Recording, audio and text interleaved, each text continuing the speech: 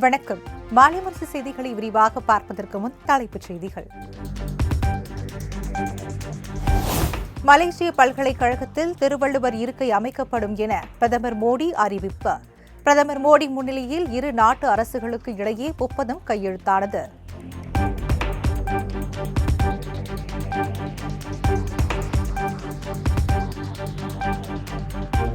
மத்திய அரசு பணிகளில் அதிகாரிகள் நேரடியாக நியமிக்கும் நடைமுறை ரத்து.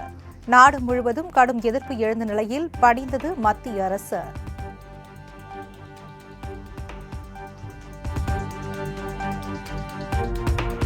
சமூக நீதியை நிலைநாட்ட இடஒதுக்கீடு அமல்படுத்தப்படுவதை உறுதி செய்ய வேண்டும்.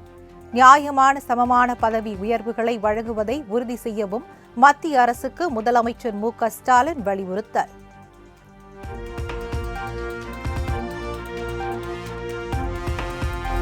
கருவூல கணக்கு துறையில் கணக்கர் பணியிடங்களுக்கு தேர்வான 537 பேருக்கு பணி நியமன ஆணை. சென்னை தலைமைச் செயலகத்தில் நியமன ஆணைகளை வழங்கி குழு புகைப்படம் எடுத்துக் கொண்டார் முதலமைச்சர் மு.க.ஸ்டாலின்.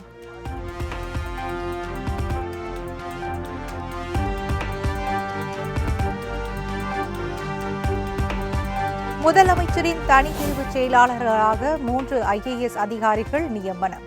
IAS அதிகாரிகள் உமாநாத், சண்முகம், அனுஜார்ஜ் ஆகியோரை நியமித்து தமிழ்நாடு அரசு உத்தரவு.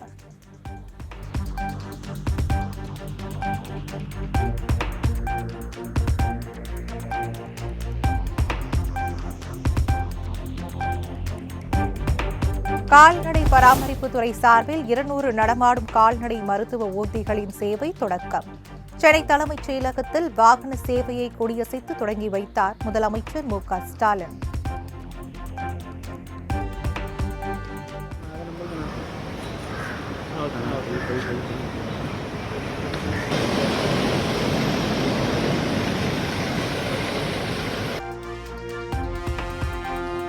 தமிழகத்தில் முக்கிய அரசியல் கட்சி தலைவர்களின் வீடுகளில் போடப்பட்டிருந்த போலீஸ் பாதுகாப்பு வாபஸ். செல்வ பெருந்தகை, தமிழிசை, பிரேமலதா வீடுகளில் பாதுகாப்பு பணியில் இருந்த போலீசார் திரும்ப பெறப்பட்டனர்.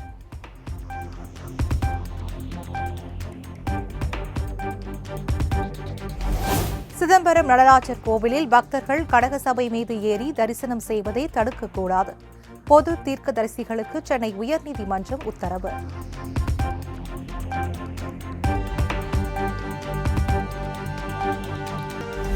திமுகவுடன் பாஜக கூட்டணி வைக்குமா? முன்னாள் ஆளுநர் தமிழிசை அளித்த பரபரப்பு பதில்.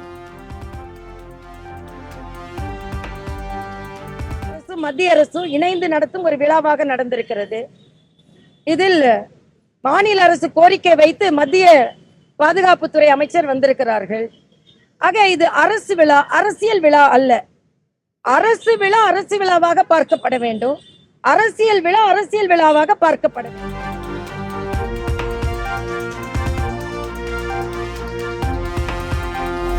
முன்னாள் அமைச்சர் செந்தில் பாலாஜி ஜாமீன் வழக்கில் தீர்ப்பு மீண்டும் ஒத்திவைப்பு.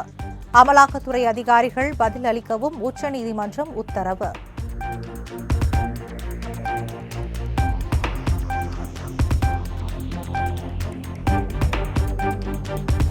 முதலமைச்சர் மு.க.ஸ்டாலினுடன் பாஜக MLA வானதி சீனிவாசன் திடீர் சந்திப்பு. கோவை விமான நிலையம் விரிவாக்கத்திற்கு நிலம் எடுக்க விதிக்கப்பட்ட நிபந்தனைகளை நீக்க உறுதியளித்திருப்பதாக பேட்டி.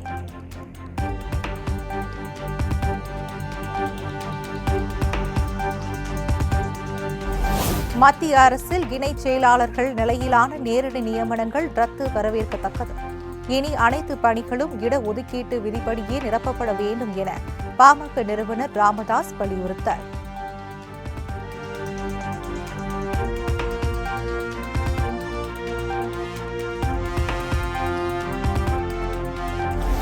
உரிமைகளுக்காக உறுதியுடன் நிற்கக்கூடியவர் முதலமைச்சர் மு.க.ஸ்டாலின் என திமுக MP கனிமொழி பாராட்டு. தமிழகத்திற்கு நிதி கூட தராத மத்திய அரசுடன் எப்படி நெருக்கமாக இருக்க முடியும் எனவும் கேள்வி. எந்த காலத்திலும் நம்முடைய உரிமைகளை கலைஞர் அவர்களின் வழியிலே தொடர்ந்து மத்தியில் 3% இடஒதுக்கீடு அது கிடைச்சிருக்குது. மத்திய அரசு மேல்முறையீட்டுக்கு போச்சுன்னா உங்களுடைய நிலை எப்படிங்கிற மாதிரி ஏற்கனவே உங்க கூட்டணியில் இருக்கக்கூடிய ஒரு சில கட்சிகளை இதை எதிர்த்து சொல்லியிருக்காங்க. திராவிட முன்னேற்ற கழகத்தோடைய நிலைப்பாடு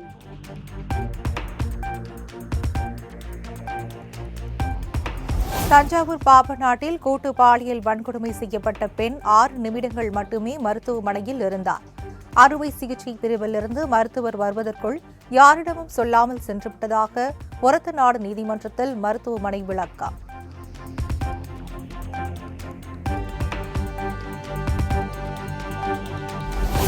அனுமதியின்றி முகாம் நடத்தும் பள்ளிகள் மீது கடும் நடவடிக்கை எடுக்கப்படும் என தனியார் பள்ளி இயக்குநரகம் எச்சரிக்கை. எந்தவித முகாம் நடத்தினாலும் பெற்றோர் மாவட்ட கல்வி அலுவலரின் அனுமதியை பெற வேண்டும் எனவும் அறிவுறுத்தல்.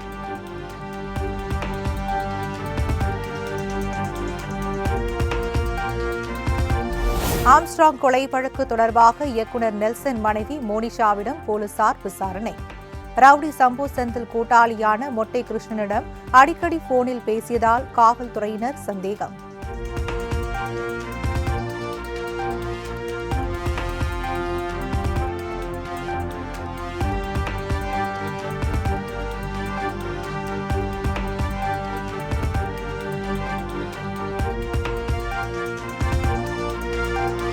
மலையாளம் மட்டுமல்லாமல் தமிழ் திரையுலகிலும் நடிகைகள் பாலியல் சீண்டல்களுக்கு ஆளாக்கப்படுகின்றனர்.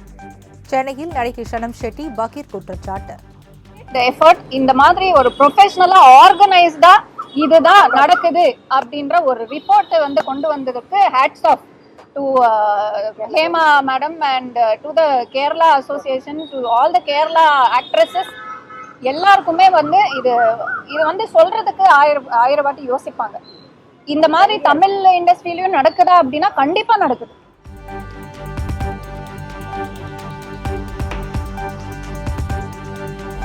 சேலம் மடத்தூரில் எழுத்தருளி இருக்கும் ஸ்ரீ தீபாஞ்சம்மன் கோவில் கும்பாபிஷேக விழா கோலாகலம். ஒட்டகம், காளை, குதிரை நடனத்துடன் நடந்த தீர்த்தக்குட ஊர்வலத்தில் ஆயிரக்கணக்கான பெண்கள் பங்கேற்பு.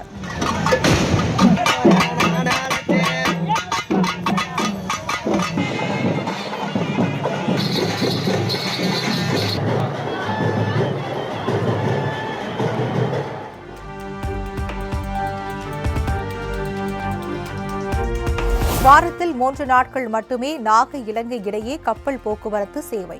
போதிய டிக்கெட் முன்பதிவு இல்லாத காரணத்தால் கப்பல் சேவையில் மாற்றம் என அறிவிப்பு.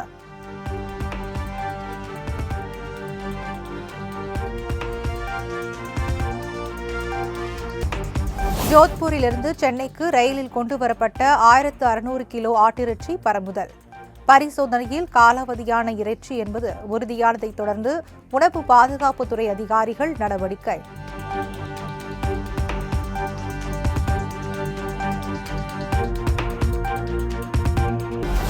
புதுக்கோட்டை விராலிமலை அருகே அரசு பள்ளியில் கடந்த 2 மாதங்களாக தண்ணீரின்றி தவித்து வந்த மாணவர்கள். மாலை முரசு செய்தி எதிரொலியால் தண்ணீர் தொட்டி சீரமைக்கும் பணிகள் தீவிரம்.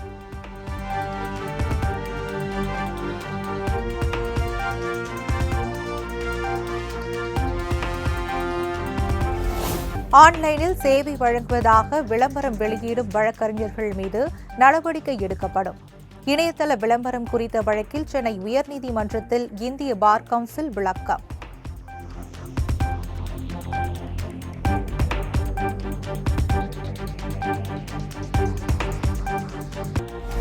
கோவை, கன்னியாகுமரி, நெல்லை, தென்காசி, தேனி உள்ளிட்ட 14 மாவட்டங்களில் இன்று கனமழைக்கு பெய்ய வாய்ப்பு. சென்னை வானிலை ஆய்வு மையம் கணிப்பு.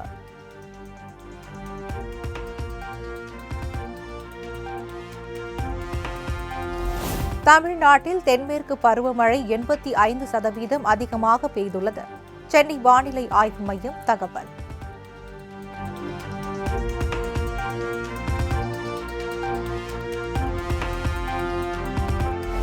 டெல்லியில் கொட்டி தீர்த்த கனமழை. சாலைகளில் வெள்ளம் குளம் போல் தேங்கியதால் பொதுமக்கள் கடும் அவதி.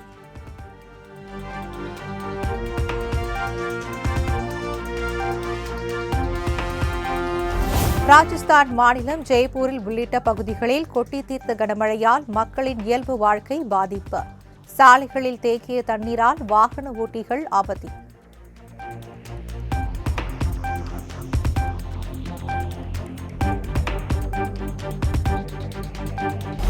நாட்டுக்கு சேவையாற்ற தயாராக உள்ளதாக டெஸ்லா அதிபர் எலான் மஸ்க் அறிவிப்பு. தான் அதிபராக தேர்ந்தெடுக்கப்பட்டால் எலான் மஸ்கிற்கு அமைச்சர் பதவி வழங்கப்படும் என ட்ரம்ப் தெரிவித்திருந்த நிலையில் கருத்து.